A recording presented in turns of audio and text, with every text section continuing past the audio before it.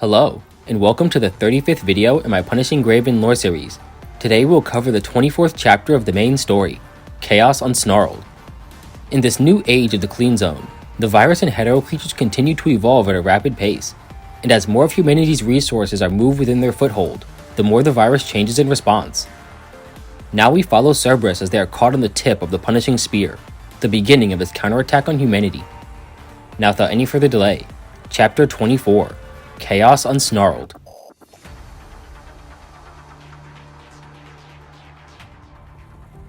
For constructs who are born and raised as human, getting accustomed to the extra features of construct modification represent a significant hurdle.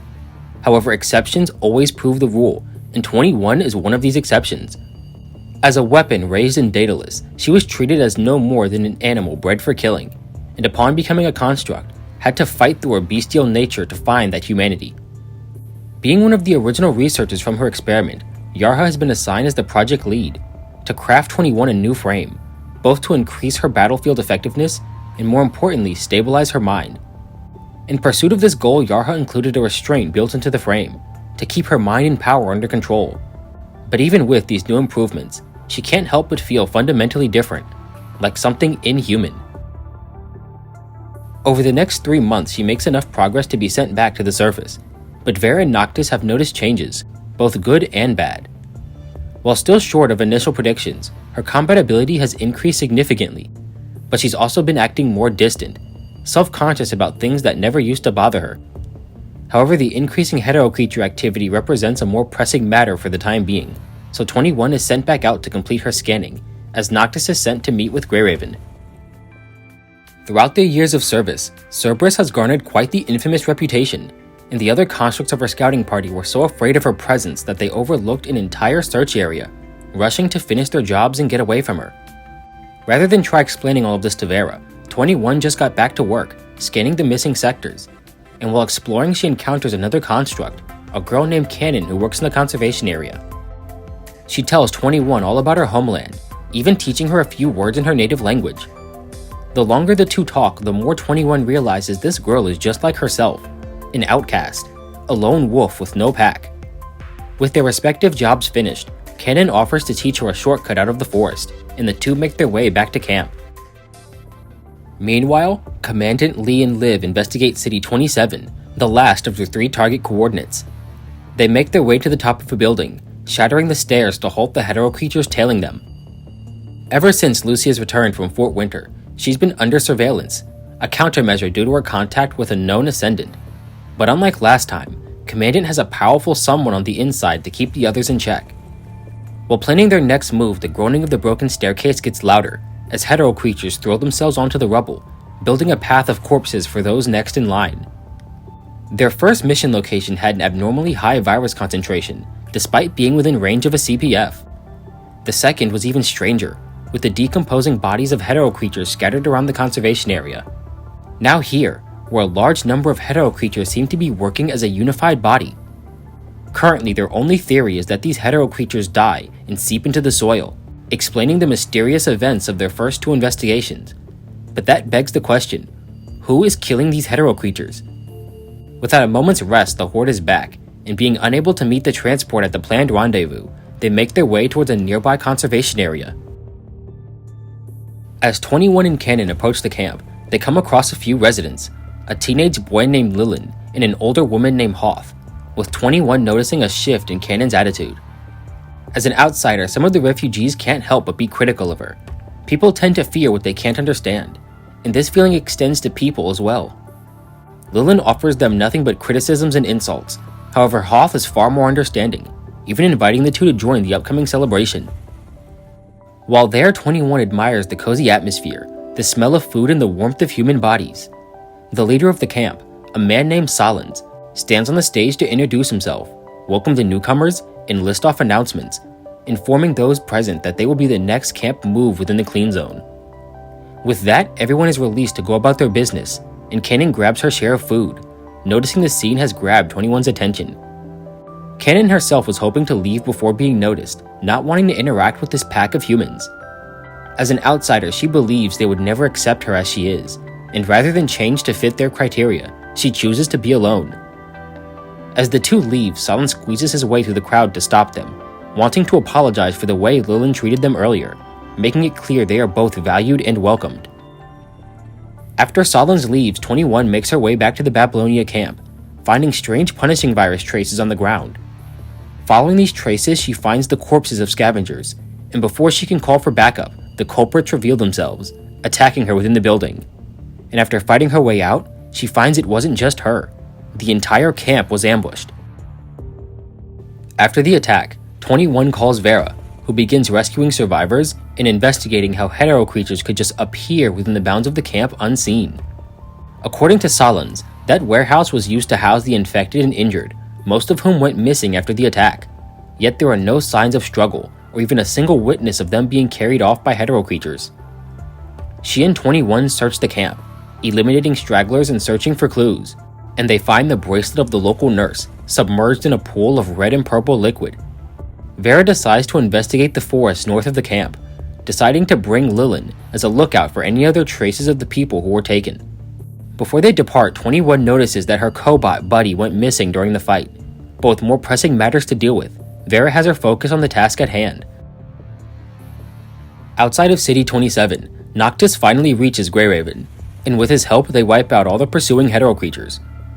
On their way back to the conservation area, Commandant comes up with a theory. After observing their behavior within the city, with them sacrificing themselves to create a bridge, he suggests the piles of hetero creature bodies they found earlier could be a result of mass suicide. When 21 first got her frame approved, Vera was shocked and angered to hear Corona would be heading its development, considering they were the ones responsible for 21's fragile state in the first place.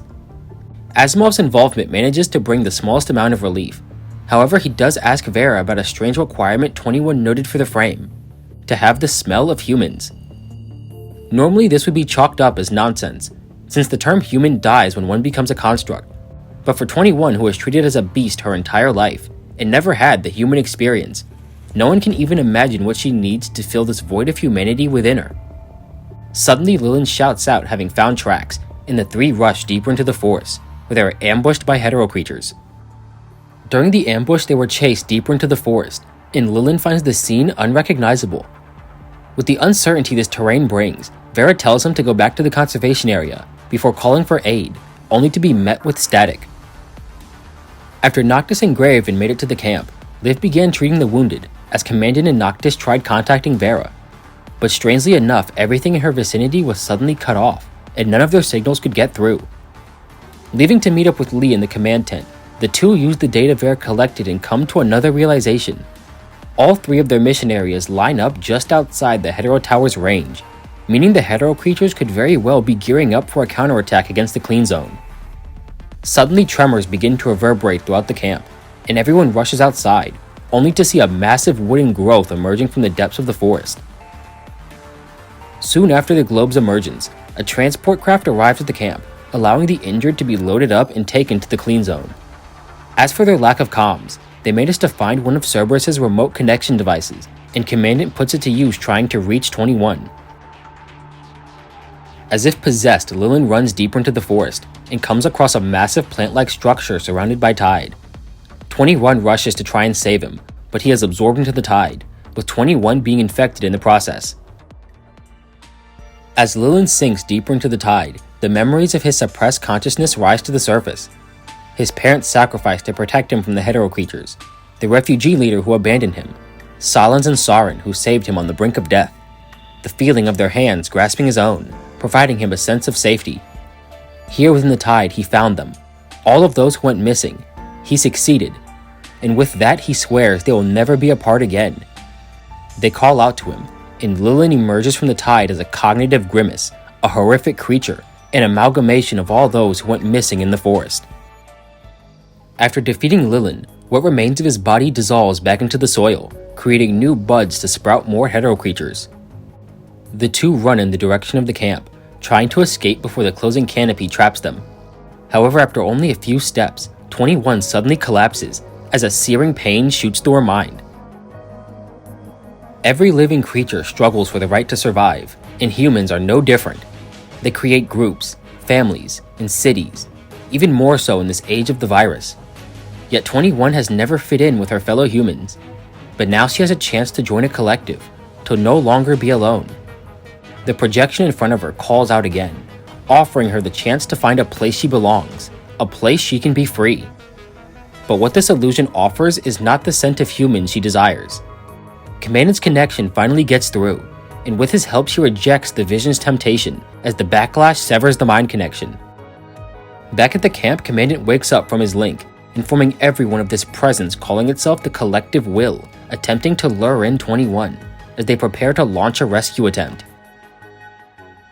Opening her eyes, 21 finds she's surrounded by blood-soaked ground and corpses, with the only clean spot being where she herself collapsed. In the center of the carnage is Vera, covered in wounds and leaking vital fluid. Seeing that 21 is finally recovered, her injuries catch up to her.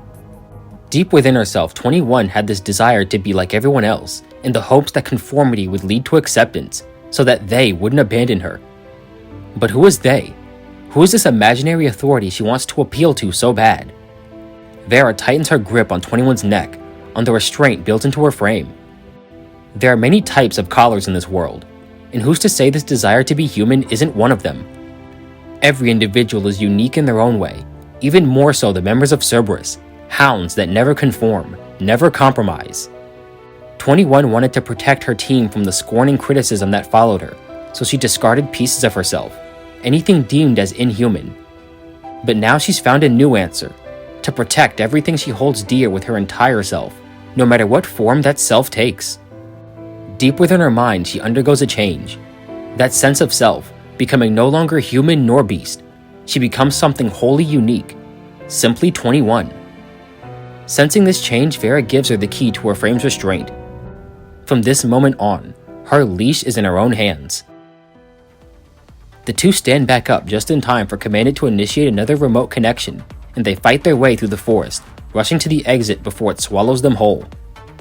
They push through the forest, as 21 cleaves down trees to block the path and buy time. Soon they come across the last open section of the canopy. She hides Vera in the bushes nearby, rushing forward to scout the path ahead, when a familiar pain shocks her mind. Buddy, the cobot she relied so heavily on, was here in the center of the forest. She realizes the signals in her mind were from it calling out to her, but being none the wiser, its calls went unanswered.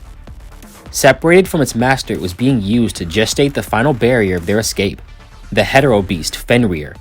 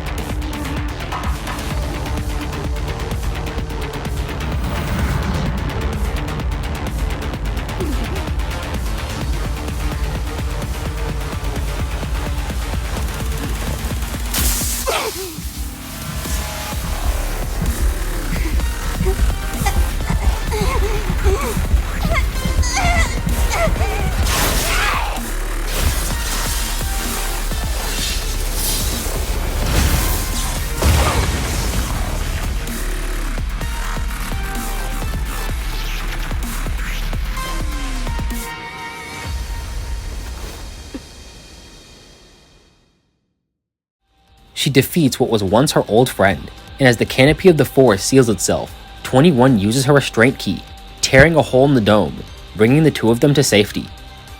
The surrounding constructs stare at the girl, covered in vital fluid and the blood of hetero creatures. She yells at those left frozen at the sight of her, as they're shocked back into action, with Noctis and Liv taking Vera for treatment. Some time later in Babylonia, Hassan and the world government discuss the results of what transpired in the forest, now dubbed the hetero zone. The revelation that the hetero creatures are now exhibiting signs of cooperation brings with it another wave of fear within the parliament. They were hard enough to deal with as mindless beasts, and now they're starting to develop early signs of consciousness. On top of that is the hetero zone forming a ring around the clean zone, threatening to make humanity's haven a prison. A detail Commandant decides to keep to himself is the presence of this collective will, as it's unknown if this was simply a side effect of 21's connection to Buddy while infected. With his report finished, Commandant leaves the parliament, where he nearly collides with Sika, who is engrossed in a document on her terminal, detailing sightings of a missing construct. Soon after, he meets 21, offering his condolences for what happened to Buddy, and she admits it was brought about by her own carelessness. But now Buddy can sleep somewhere no one will ever bother it again. Back in the hetero zone, Commandant tried to guide her to finding her true self, and he learns Vera beat him to it. Speaking of Vera, she seems to be the reason 21 is waiting outside this room, as Leslie and Ishmael scold her over her decision to give 21 her restraint key without authorization. By the time they finish, Noctis also arrives, and Cerberus takes their leave to the mess hall. As they leave, Commandant can't help but remember that night in Luna's home, the smile 21 forced on herself to imitate others, and he wonders if she's even aware that she can now show her own genuine smile. Alright, and we are done with chapter 24 of the main story. Super direct, short and sweet chapter. Actually, super short, because I cut like a quarter of the chapter. And if you've read through it, you know exactly what quarter I cut. But yeah, we have this newest evolution phase of the hetero creatures, right? They are beginning to show signs of cooperation, right? The ability to not just act on, individual instinct. They can now see like a bigger picture and work towards a common goal, which is, whatever the goal of the collective is at that time, which is pretty scary to think about because so far they've just been acting on wild instincts and they've got humanity on the back foot, right? So imagine how bad they'll be when, they turn into creatures of commitment, focus, and sheer will. Dangerous thing to think about. So Parliament is correct to be scared. And then another looming threat we have is the emergence of the hetero zone. They're getting real creative with these names here, guys. Watch out. So we have the clean zone, which is, this big circle around the hetero tower. And then we now see that the hetero zone is now forming a ring around that circle, right? And it's going to eventually, well, I guess the goal of it is to meet on the other side, and then it will just have it'll have the clean zone within the hetero zone. So you won't be able to leave the clean zone. So no more humans in, and more importantly, no one gets out. And I don't think I need to explain why that's such a problem. I think I put enough hints in there, but just to be extremely explicit, yes, the people in the warehouse who were infected and injured, they became those hetero creatures. That's how they just appeared within the camp without ever having, with no signs of them getting attacked. There was also a unseen combat section where it kind of put it a little more in your face, where there's like an injured person and then 21 leaves and then she comes back and it's a hetero creature now. If you didn't know, now you do. But yeah, that's all I have. I hope you all enjoyed the video, and I hope to see you all in the next video where we go back into the side stories with Floating Record Chapter 5, Sands of Wrath.